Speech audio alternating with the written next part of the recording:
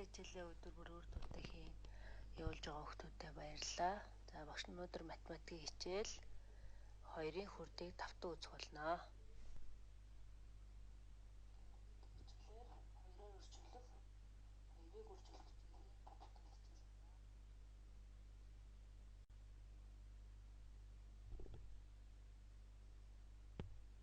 За өнөөдрийн хичээлийн маань зорилго бол 2-ын хүрдийг таниулах, 2-оор үржүүлэхийг мэдэх нэ.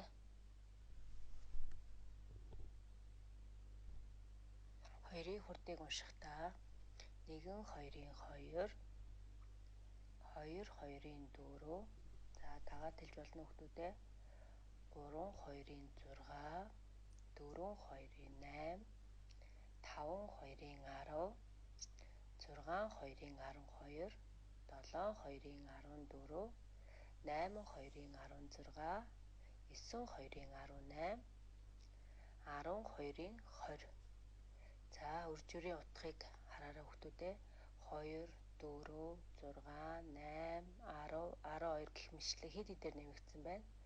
Зүйтэй 2 2-оор нэмэгдсэн байна. Тэгвэл нийлбэр хэлбэрээр бичсэнийг бид нар хэлбэрчлээд үржүүр хэлбэрээр бичиж болдог байна. Жишээлбэл 2 дээр нэмэх нь 2 тэнцүү 4 гэсэн нийлбэр хэлбэрээр бичсэнийг үржүүрээр бичихтэй 2-ыг үржих нь 2 тэнцүү 4. За дараагийн жишээ авъя. 2 дээр нэмэх нь 2, нэмэх нь 2 тэнцүү 6 гэсэн нийлбэрээр бичсэнийг үржүүрээр бичихтэй 3-ыг үржих нь 2 тэнцүү 6 гэж хэлбэрчилсэн аргаар буюу үржүүр хэлбэрээр бичиж болох нэ хүмүүстээ. За 2-ын хүрдийг сайн нүдлэн тогтоогоорой.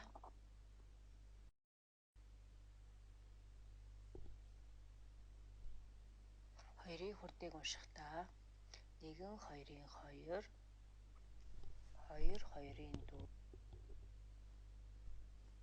За өмнөх телевиз хичээл дээр үзсэн, ямын багцлах хичээл дээр үзсэн байгаа. Багцын тоо, багцдах ямсын тоо, нийт ямсын тоо. За жишээн дээр авч үзье. 4 2-ын хэдүүлээ хүмүүстээ 8. За тэгвэл 4 маань багцын тоо, 2 маань багцдах ямсын тоо, гарсан хариу үржүүр буюу 8 маань нийт ямсын тоо байх нэ.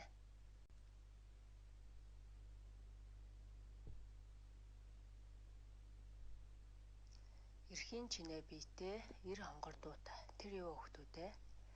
За энэ онцгой хариуг олохын тулд хэдүүлээ илэрхийллийг чэжээр бодоод 5-ын хариуг олцгоё. За 2 ба 1-ийн үржүүр хэдүүлээ хүмүүстээ? 2 ба 1-ийн үржүүр. Зүйтэй 2. За тэгвэл 2 гэсэн тоо маань ямар үсгийн дээр вэ? Зүйтэй Z үсгийн дээр байна. За 2 ба 3-ын үржүүр хэдүүлээ? 2 ба 3-ын үржүүр 6. 6 гэсэн тоо ямар үсгийн дээр байна? Ө үсгийн дээр байна. За 2 2-ын хэдүүлээ хүмүүстээ? 2 2-ын 4. За 4-ийн тоо маань Г үсгийг зааж. За 5 2-ын хэдүүлээ? 5 2-ын 10. За 10 гэсэн тоо маань И үсгийг зааж байна. За 6 2-ын 12. 12 гэсэн тоо маань хагас И. За ямар үг бүтсэн байна вэ хүмүүстээ? Зөгийг гэдэг үг үссэн байна. Тэгвэл эрхийн чинээ биетэй 90 хонгор дуутай гэдэг онцгой минь хариу юу ах нь? Зөгийг ах нэ.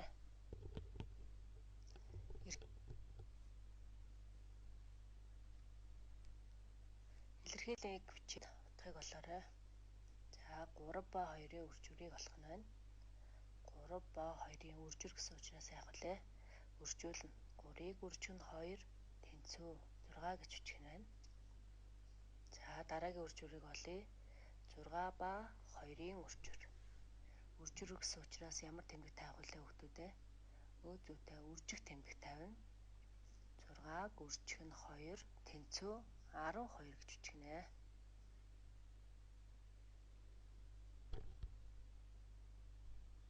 За дараагийн тоо хамтдаа бодцгоё. Нэг игнэнд 2 цэцэг тарьсан бол 3 игнэнд хэдэн цэцэг тарьсан бэ? За өгүүлбэрээ сайн уншаарай хүмүүстээ. Нэг игнэнд 2 цэцэг тарьсан бол 3 игнэнд нийт хэдэн цэцэг тарьсан бэ гэж.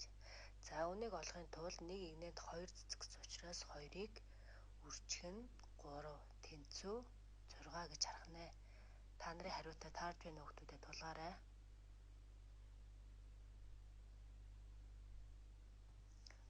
2-2-оор багцлаад тохирох тоог нөгж чирээ гэсэн байна. За 2-2-оор багцлаад гэсэн учраас багш нь 2-2 зүгийг багцлсан байна. За нийт хэдэн багц байна тоолъё. 1, 2, 3, 4, 5, 6, 7, 8. За нийтдээ 8 багц байна. Багцдах тоо хэд байгаа лээ? 2 зүгий. За тэгвэл үүнийг үржир хэлбэрээр бичгтээ 2-ыг үржих нь 8 тэнцүү 16 буюу үржүүрийн хариу 16 гарах нэ. Нээлтийг үржир болгоно бичээд утгыг олоорой гэсэн байна. За 3 дээр нэмэх нь 3 тэнцүү хэдүүлээ хүүхдүүдээ 6. За тэгвэл энийг үржирээр бичихтэй 2-ыг үржих нь 3 тэнцүү 6. За нийлбэрийн утга 6, үржирийн утга мөн адил 6 гарч байна. За дараагийн тоог харъя. 6 дээр нэмэх нь 6 тэнцүү хэдүүлээ 12. За тэгвэл үүнийг үржирээр бичихтэй 2-ыг үржих нь 6 тэнцүү 12. Үржирийн утга нийлбэрийн утга 2 ижилхэн тэнцүү байна. За тэгвэл дараагийн 2 тоог та нар төтөтөрөө өөртөө бодоорой.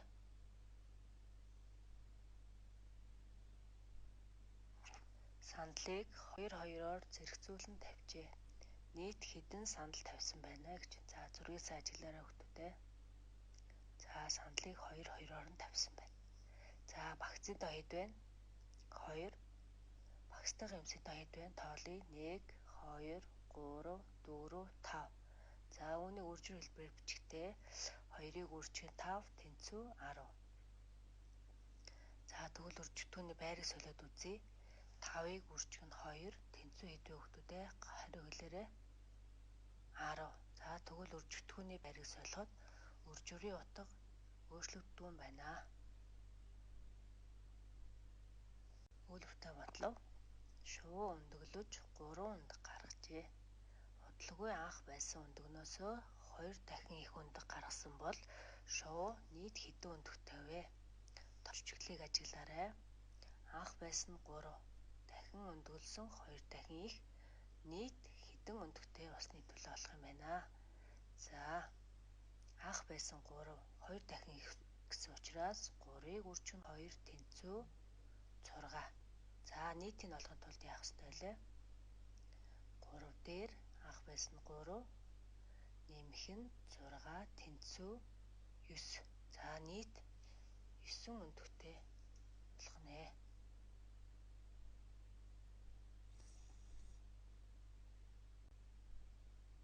Хичээлдээ идэвхтэй оролцсон хүүхдүүдэд баярлалаа.